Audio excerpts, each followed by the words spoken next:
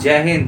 दोस्तों, मेरा नाम है राज। आप देख रहे हैं हमारा यूट्यूब चैनल इलेक्ट्रिक लोचाप। तो जैसा कि आप देख सकते हैं हमारे पास यह पीसीबी पड़ा हुआ है और इस पीसीबी में यह लगी हुई है LM2903 आईसी। आज हम इस सर्किट को एक्सप्लेन करेंगे और ये सर्किट पीएफसी सर्किट के चलने में सपोर्ट करता है।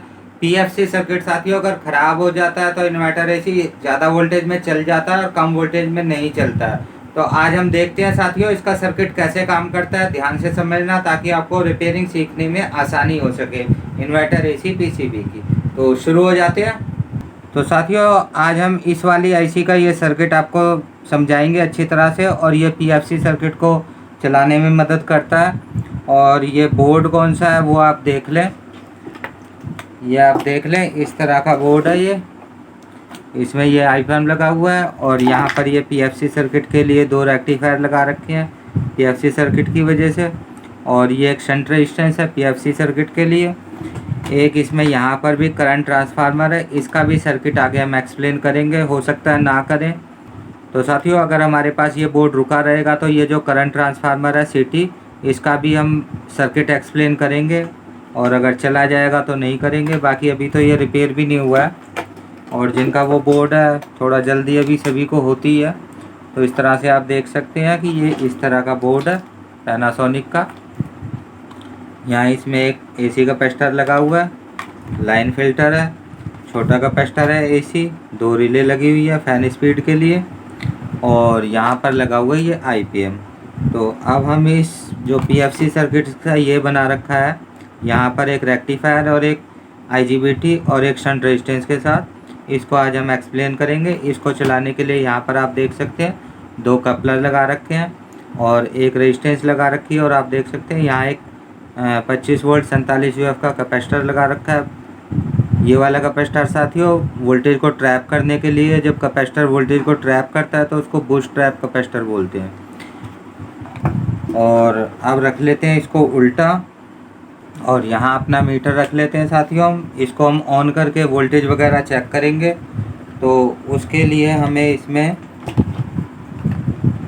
इसका इंडक्टर भी लगाना होगा, तो इंडक्टर लगा देते हैं हम इसमें और फिलहाल हम इसको पावर दे देते हैं। तो ये साथियों आपने देखा टिक की आवाज़ आई, टिक टिक 2 बार आई और ये ऑन हो चुका है। तो यहाँ पर आप देख सकते हैं कि यहाँ एन लिखा हुआ है, यहाँ पर पी लिखा हुआ है। तो यहाँ पॉजिटिव वोल्टेज आएंगे 320 और यहाँ उसका 320 का ग्राउंड आएगा। तो हम देख लेते हैं कि 320 आ गए हैं या नहीं आए हैं।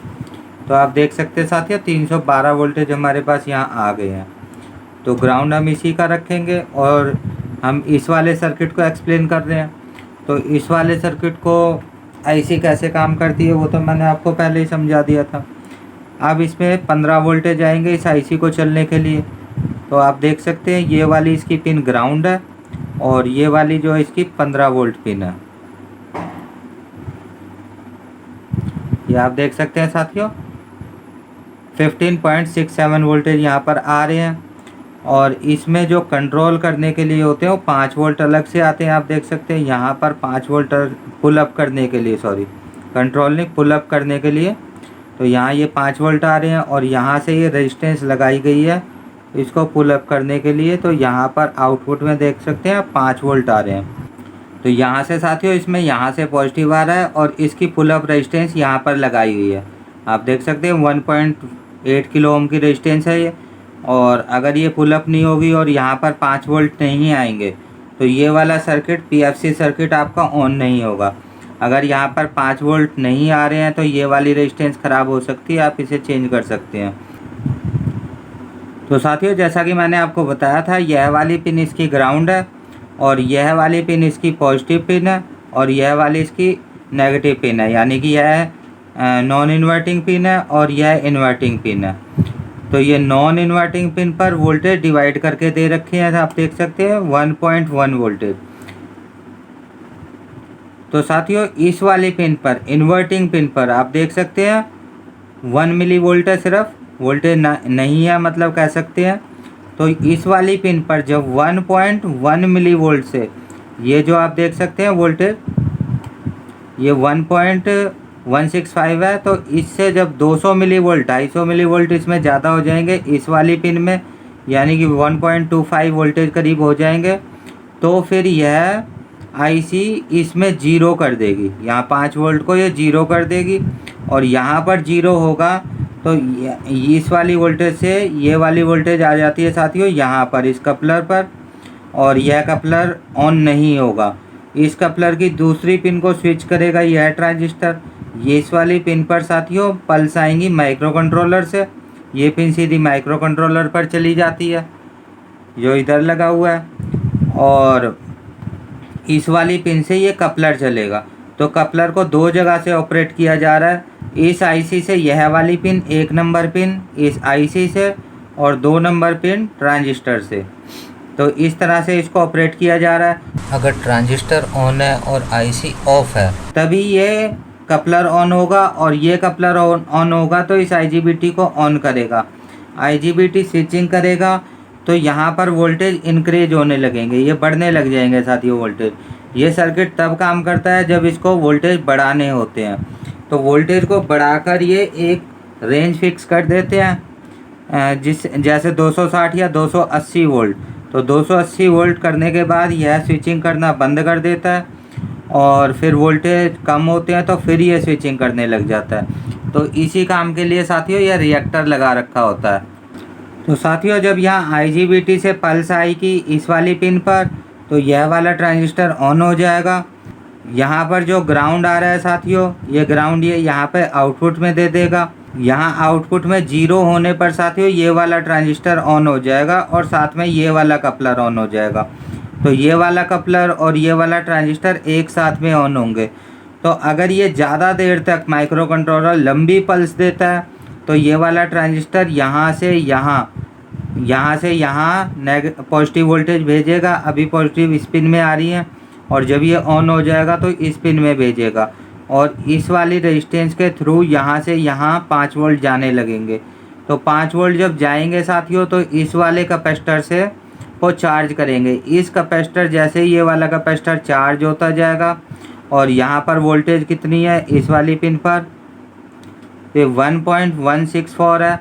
तो जैसे ही इससे साथियों 250 मिलीवोल्ट ज़्यादा होंगे इस वाली पिन पर तो यहाँ पर जीरो हो जाएगा, और यहाँ जीरो होगा तो ये वाला कपलर अपने आप बंद हो जाएगा। तो यह वाली आईसी साथियों एक तो टाइमर का काम कर रही है यहाँ पर। नंबर 1 की टाइमर ज़्यादा लंबे समय तक इसको ऑन नहीं होने देगी। अगर पल्स नहीं आ रही है, डायरेक्ट वोल्टेज आ जाती है, तो यह आईसी इस आईजीबीटी को बंद कर देगी, ख़राब होने से बचाएगी। और साथियों दूसरी कंडीशन है कि अगर इस पर करंट ज़्यादा, ओवरलोड ज़्यादा पड़ जाता है, लोड ज़्यादा पड़ने पर यहाँ आप देख सकते हैं ये वाली रेजिस्टेंस लगी हुई है वाइट वाली, ये वाइट वाली शंट रेजिस्टेंस है,